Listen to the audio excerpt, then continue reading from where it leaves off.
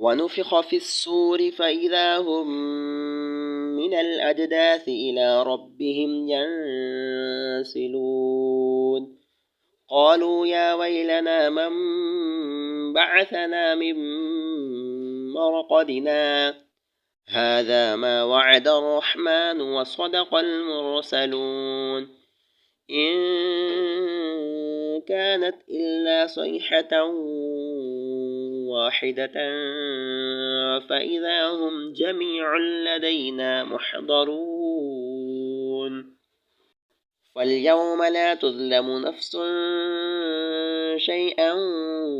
ولا تجزون إلا ما كنتم تعملون إن أصحاب الجنة اليوم في شغل فاكهون هم وأزواجهم في ظلال على الأرائك متكئون لهم فيها فاكهة ولهم ما يدعون سلام قولا من رب رحيم وامتازوا اليوم أيها المجرمون ألم أعهد إليكم يا بني آدم ألا تعبدوا الشيطان إنه لكم عدو مبين وأن اعبدوني هذا صراط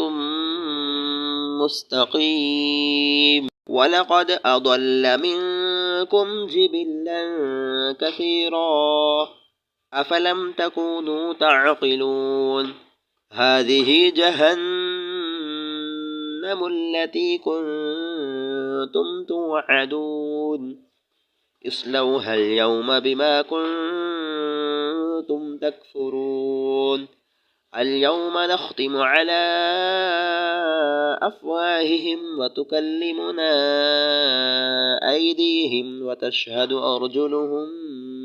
بما كانوا يكسبون ولو نشاء لطمسنا على أعينهم فاستبقوا الصراط فأنى يبصرون ولو نشاء لمسخناهم على مكانتهم فما استطاعوا مضيا ولا يرجعون